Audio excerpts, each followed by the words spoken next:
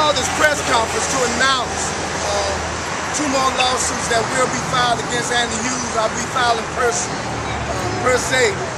And I did not want to come to this point. I really didn't. I live here, and I did not want to do anything here where I live at, because I do a lot of things across the country.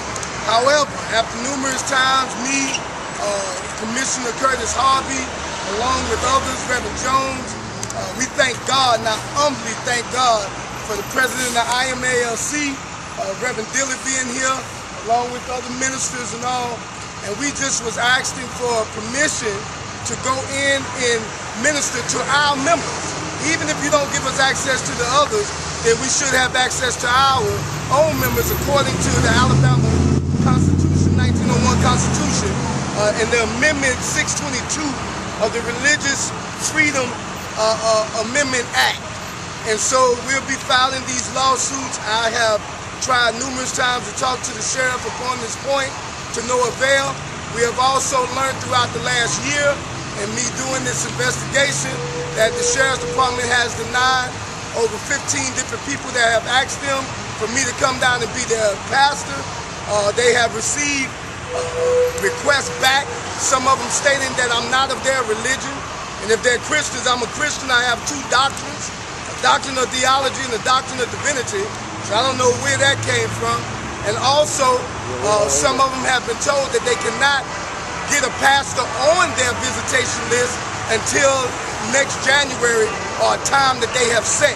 This totally violates the Alabama Constitution as well as the federal law on Alabama Religion of Freedom Act for federal and Alabama state law. Yes, sir. Why wait until the day before the election? That they're not being allowed to come into the jail. The intention seems to be to file a lawsuit. We have received information from some of your staff that y'all have not been able to find the lawsuits in the federal database. So the intention seems to be to file a lawsuit against you for not allowing them into the jail. This seems like we're plowing in the same dirt over and over again. I know you've addressed this issue with Reverend Glasgow several times. One more time for the record. Right. Yeah. Truly, this is nothing but a political ploy, a last-ditch effort here the day before the election to try to smear my name as the incumbent sheriff. I don't know why they're doing this. It is totally false, totally baseless. We do not try to keep anybody from practicing their religion. They can come in, they can list their pastor on their forms whenever they're booked into the county jail, and then their pastor can visit them. We hold 8 non-denominational services in the jail per week. We pass out Bibles. We pass out an average of 70 Bibles per month here in the Houston County Jail.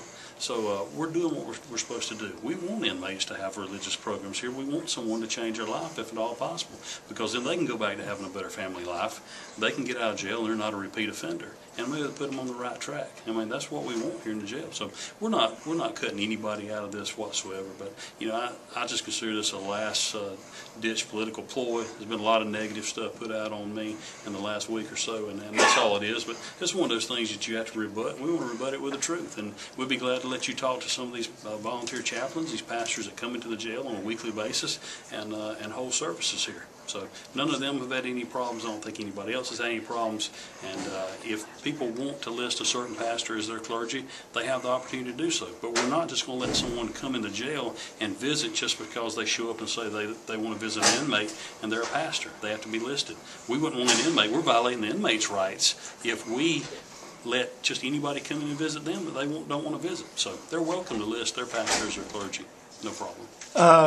Reverend Glasgow has seemed to indicate that he's been singled out as the only one who's not been allowed to come in and visit. Are there instances where you can think of that other people have been denied access to the jail prisoners? No, I think Pastor Glasgow wants to say this. I believe there was a Bishop White, I believe his name was, that tried to say this several weeks ago, maybe a couple months ago. But Bishop White was not listed as the inmate's clergy.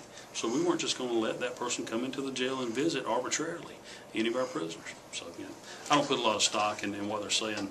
The records that we have here at the jail don't reflect that, and we're definitely not going to violate anybody's religious rights. Well, just to play the other side for a moment, is it that big a deal if somebody comes, if someone comes down here and says, "I'd like to see so and so"? Is it that big a deal for someone to ask the inmate if they'd like to see this person or not? Well, you know, that's just not part of our policies and procedures here in the jail. We've got to maintain security. We've got to maintain order. We can't do things in a haphazard manner. We can't just, say, well, we're going to do it this way one day and this way another day. So we set rules and we set standards, and we have to have that to maintain discipline in our jail, and that's the way we run things. So these inmates have a wonderful opportunity when they come to the jail to list their clergy. I mean, they know who their clergyman is if they come into the jail once they're arrested. They're welcome to list that, and we're glad to let the clergyman visit them in the county jail.